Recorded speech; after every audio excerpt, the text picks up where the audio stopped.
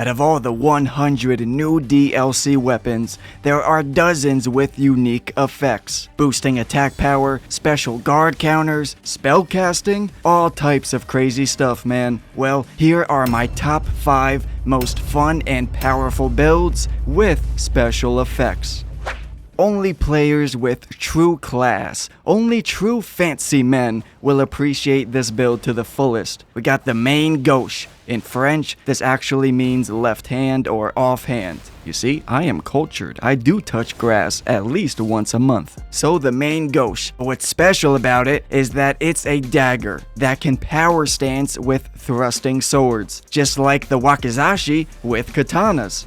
So this build will focus on piercing attacks and critical strikes. The best way to capitalize on this little dude is by parrying. It has similar parry frames to that of a small shield, so throw the parry Ash of War on it and it's pretty damn good. Although my dumbass still can't parry for my life, but hey, I assume y'all can do better. The most optimal, straightforward setup here is to pair it up with the good old rapier. It has that extraordinarily high 130 critical boost, so of course it's optimal for critical strikes. Parry with the main gauche and execute with the rapier. Boom, clapping cheeks. However, if you want to get real fancy, wield the carrion thrusting sword, which just so happens to be another weapon with a unique special effect. This allows you to cast sorceries with the sword itself. So you got the swift thrusting power stance while casting spells right in the middle of combat. Which is why I have a few close range spells, such as the Magic Hammer Slammer or the Carrion Piercer. This allows you a buttery smooth transition from striking the weapons right into a spell.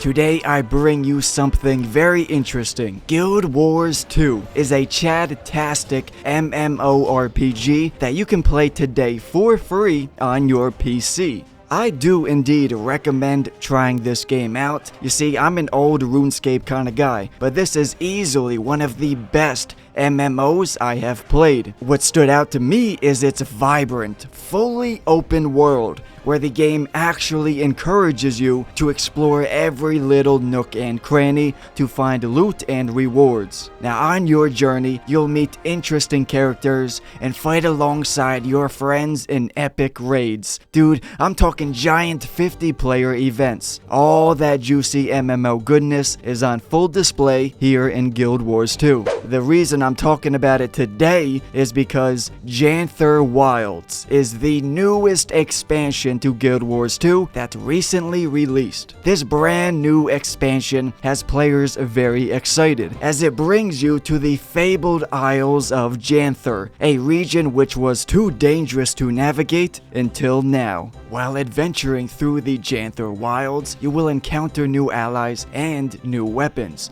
For the very first time, you'll gain access to a new weapon type, the two-handed spear. Now this was initially created solely for fighting underwater, but this new expansion allows players to freely swap between aquatic and land combat styles. This expansion also provides a new acquisition method for the Warclaw mount, plus a new mastery line to go with it. Mounts are one of the best features in Guild Wars 2, so this is very exciting.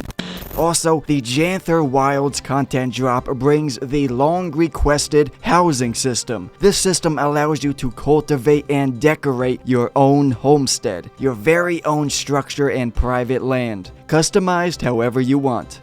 It even has epic PvP battles, so you can spank your own friends or any other players across the globe. I have a custom link below, which will get you started on this massive game. It has never been a better time to start playing Guild Wars 2, so use my link to try it out for free. And thank you to Guild Wars for sponsoring this video. So this would be a dexterity intelligence build because the main gauche is definitely a dexterity weapon, but I do have cold infusion on the gauche to optimize it with magic damage. We got the Dagger Talisman to buff critical strikes, Blade of Mercy. Now it's cool because the buff from Blade of Mercy will benefit all your spells that you cast as well. And then Magic Scorpion Charm, A final option could be Millicent's Prosthesis, because the dual thrusting sword moveset is quite fast, so you can use this to boost up your attack power even more. I recommend you use the Magic Crack tier to buff magic damage, and the Thorny Crack tier for successive attacks. Now here's all the spells I'm using.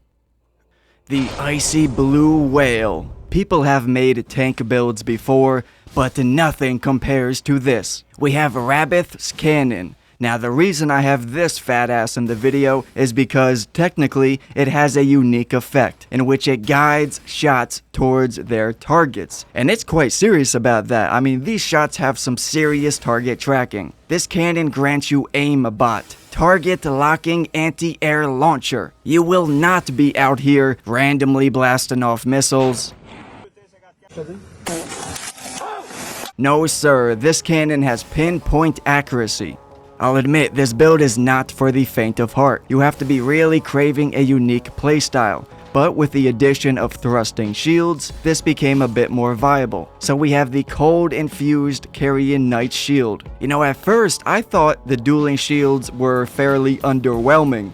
But oh damn, was I wrong. On a build with a strong defense and high stamina, such as this, you are a fucking madman. A dueling shield with a status effect, like Frost, is actually redunculous. You just tank through everything while proccing Frost. Which brings me to our staff. We have some Spellblade action going on. Cause if we were solely using the cannon and thrusting shield, we would get our shit rocked in close combat. But I got a staff to perform Spellblade type sorceries for up close. Carrion Piercer and Carrion Slicer, a Duelist Moonblade for Frost, the Magic Hammer Schlammer, whatever you want really. But mostly focusing on the Carrion Sword spells and the Frost spells.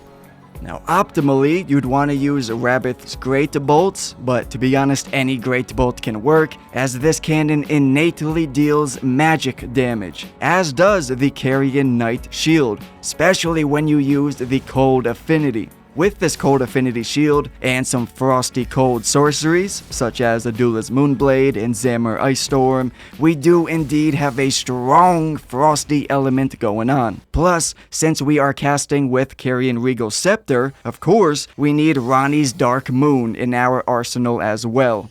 For talismans, we have the Arrow Sting Talisman for the cannon, Graven Mask Talisman, Magic Scorpion Charm, and Great Jar Arsenal. Of course, it'd be wise to boost your magic damage any way you can. So we have Magic Crack tier and the Opaline Heart tier for extra tankiness.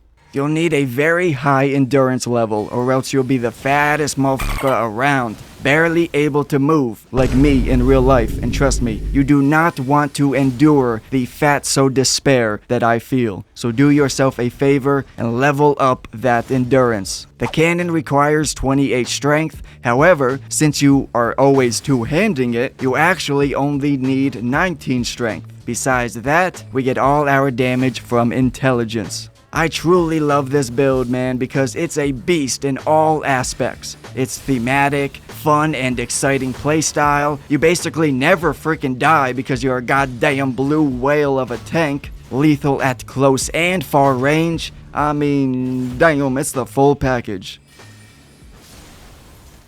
Burnius Maximus, the Pyro Gladiator, equipped with a shield and poke combat style. First off, the Spear of the Impaler. This is the unique effect weapon on this build. Its unique effect is that it can be launched. Technically, any Smith script throwing weapons could be considered on this list. Well, Mesmer's Spear is the king of throwing weapons. It's the big daddy, the grand poobah, combined with a Flame Art dueling shield with Flame Spear Ash of War. Yes sir, let's get crazy up in here. This setup offers multiple combat styles. I mean, we can defend from behind our shield, thrusting some pokey pokers out there. You can two-hand the dueling shield to block and perform attacks simultaneously. And we can also use guard counters with the spear. I'll admit the damage isn't insane at all, but it does deal solid stance damage, dealing about 35 poise damage per guard counter, so you can get some critical strike action going on.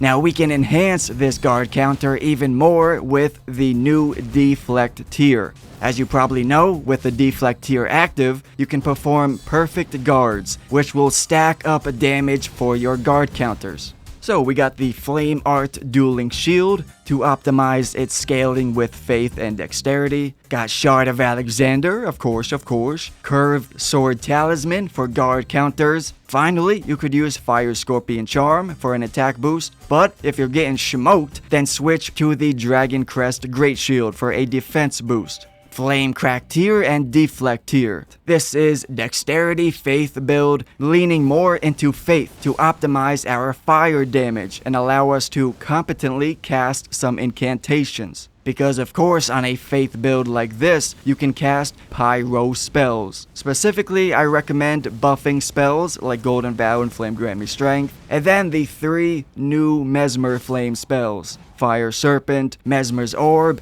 and even Rain of Fire. Considering they buffed this spell recently, it is now viable as a large AoE attack, using the Fire Knight Seal to cast these spells, though of course you could use any fire type incantations that you prefer.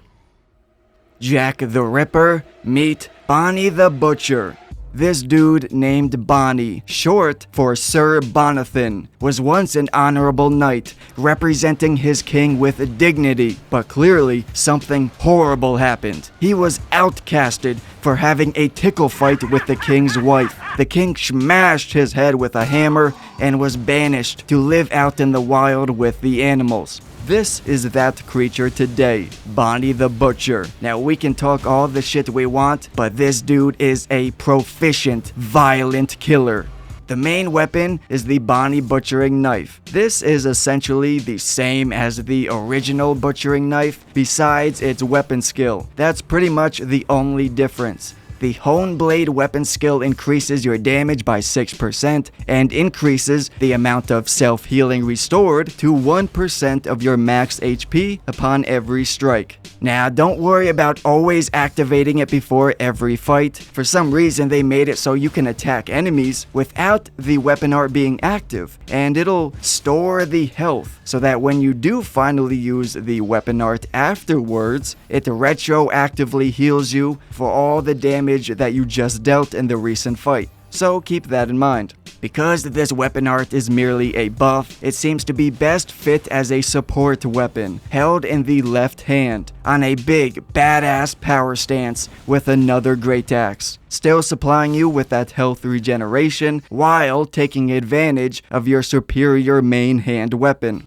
This power stance boasts true mollywhopper jumping attacks. It's certainly a viable strategy, buffing jump shots with Claw Talisman. The Executioner's Great Axe is a good choice here. Using these hefty jump attacks, you will break stance, especially in boss fights, which allows you to take advantage of the Executioner's high critical boost at 115. So we wield the Executioners in our main hand, allowing us to perform critical strikes and its Ash of War, which I'm using the Stamp Ash of War. So from the power stance, we can dive right into the Stamp Uppercut. This is proficient at breaking stance as it deals 33 poise damage. But that's not all, folks. Considering this is a self-healing build, we can capitalize on the blood-sucking crack tier, granting us a 20% boost to all damage, while mitigating its health drain with the Bonny Butchering Knife, of course, plus the Bestial Vitality spell, which passively heals you slowly over time, plus Taker's Cameo, receiving health back on every kill. With all this cooking together, my HP bar stays looking healthy.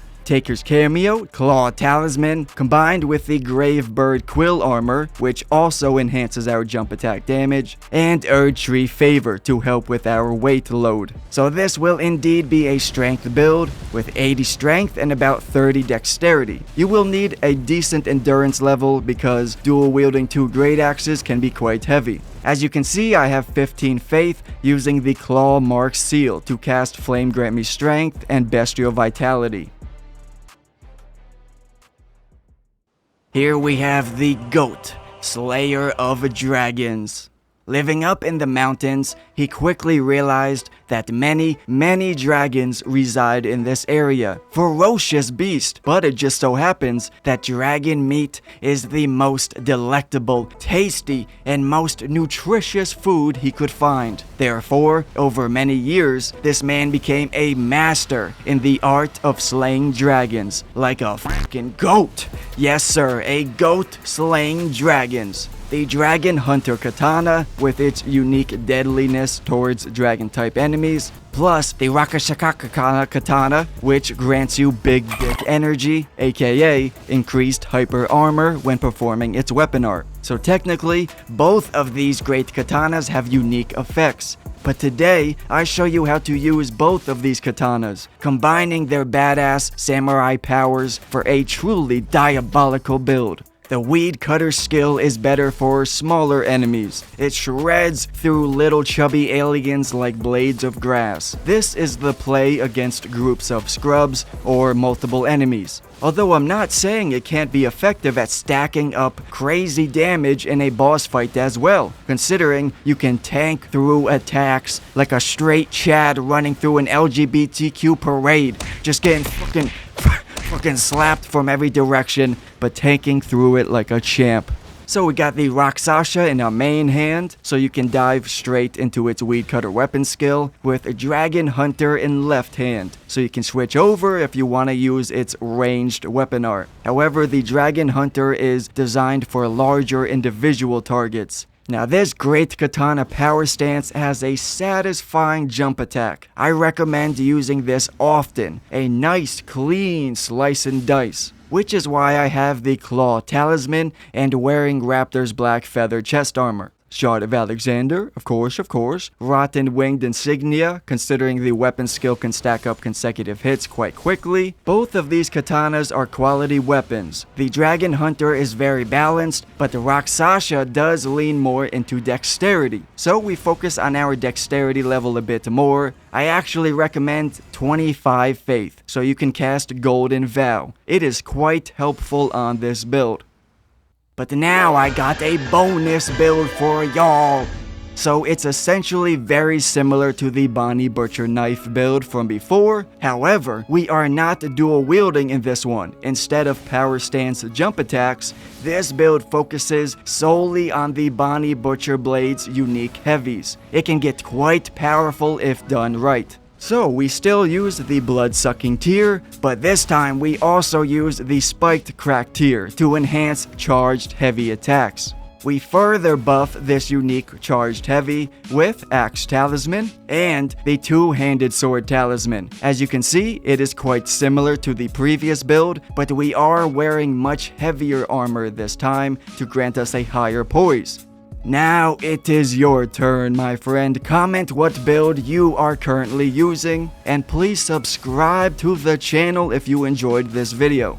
You should know I'm doing a Q&A, 50,000 subscribers special, the big 50 boy Q&A. So let me know any questions you'd like me to answer. Even weird personal questions I will answer truthfully, I don't care. So feel free to ask anything you like. From the bottom of my heart, I really appreciate y'all support. Thank you very much for watching, and stay golden.